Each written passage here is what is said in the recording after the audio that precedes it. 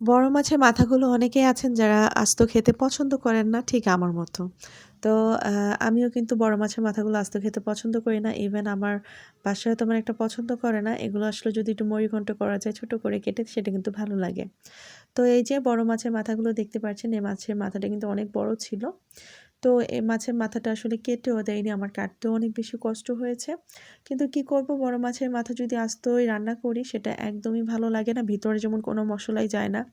আর খেতেও যেন কীরকম একটু আ মসলা ছাড়া কীরকম যেন ভালো লাগে না। তো যার জন্যে আসলে একটু কষ্ট হলেও মাথাটাকে কেটে নিয়েছি। কেটে নিয়ে তারপর একটু মসলা দিয়ে দিচ্ছি। যা সাধারণত দেই, হলুদ, মরিচ, লবণ।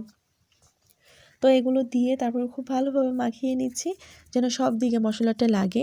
আর তারপর একটু ভেজে নেব। খুব বেশি গাঢ় করে ভাজার দরকার নেই, অনেক লালচে করে ভাজারও দরকার নেই। মোটামুটি মিডিয়াম ভাজলেই হবে। আর যারা একটু কষিয়ে খেতে পছন্দ করেন তারা তো কষিয়েই রান্না করবেন। তো আমি আসলে একটু না ভাজা দিলে খেতে পারি না, যার জন্য একটু ভাজা দিতে হচ্ছে। তো এখানে একটু ভাজাটা দিয়ে নিচ্ছি। ভাজা দিয়ে তারপর কিন্তু খুব ভালোভাবে এটা রান্না করব, যাকে বলে মুড়িঘন্ট। তো মুড়িঘন্ট তো অনেক সময় ডাল দেয় সাথে, আর এটার মধ্যে শুধু পেঁয়াজ দিয়েই করব। তো এখানে মাঝে মাথাগুলোকে একে একে ভেজে নিচ্ছি। কারণ আপনার ভাজাটা যদি সুন্দর হয়, সেই মাছের মাথাটাতে কিন্তু একটা অন্যরকম ফ্লেভার আছে। আসলে যে যেরকম খেতে পছন্দ করে তার কাছে কিন্তু তেমনই ভালো লাগে।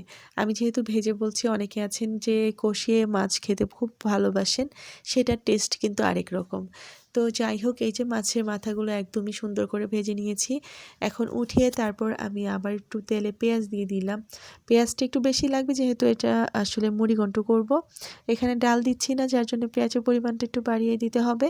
খুব ভালোভাবে যখন ভাজা হয়ে যাবে তখন আবার এর মধ্যে মশলা এড করে দিচ্ছি। সেম একই মশলা, যেমন হলুদ, মরিচ আর লবণ। তো অনেকে আছে মাছের মশলাটা খান, ধনিয়া গুঁড়ো, সেটাকে চাইলে দিতে পারেন। যেহেতু এখন ধনিয়ার সিজন, ধনিয়া পাতা দিব, তাই আর দিলাম না। ভাজা মাছের মাথাগুলো কিন্তু দিয়ে দিলাম এখন। দিয়ে এখন অল্প একটু পানি হয়তো দেবো আমি, দিয়ে তারপর এটাকে খুব ভালোভাবে কষিয়ে নেব। কষিয়ে নেওয়ার পর আবার সামান্য একটু পানি দিয়ে তারপর আমি বাকি রান্নাটা কমপ্লিট করব। তো মাছের মাথা বলেন আর গোশত বলেন, আমি একটু কষিয়ে রান্না করতে পছন্দ করি। তো এই তো দেখতেই পাচ্ছেন, কষিয়ে নেওয়ার পর আবার সামান্য একটু পানি দিয়েছি। দিয়ে তারপর এখন একদম শুকনো শুকনো করে নেব। আর এই যে আমি একটু ধনিয়া পাতা দিয়ে দিলাম বেশি করে, কারণ ধনিয়া পাতার সিজন, তো এখন একটু বেশি করে ধনিয়া পাতা খাবো না তো কখন খাবো বলেন? যারা ধনিয়া পাতা খেতে পছন্দ করেন তারা তো বেশি করেই দেবেন। যারা কম পছন্দ করেন কম দেবেন, আমার কাছে ভালো লাগে। তো আমি দিয়ে এখন একদম শুকিয়ে নিচ্ছি। তো দেখতেই পাচ্ছেন, দেখতে অসাধারণ লাগছে, খেতে মাশাআল্লাহ অনেক ভালো ছিল। এভাবে রান্না করে দেখবেন, যারা বড় মাছের মাথাগুলো খেতে পছন্দ করেন না, আশা করছি ভালো লাগবে। তো আমি অন্যান্য ভিডিওগুলো আসলে দিয়ে থাকি। আজকের মতো বিদায়, আল্লাহ হাফেজ।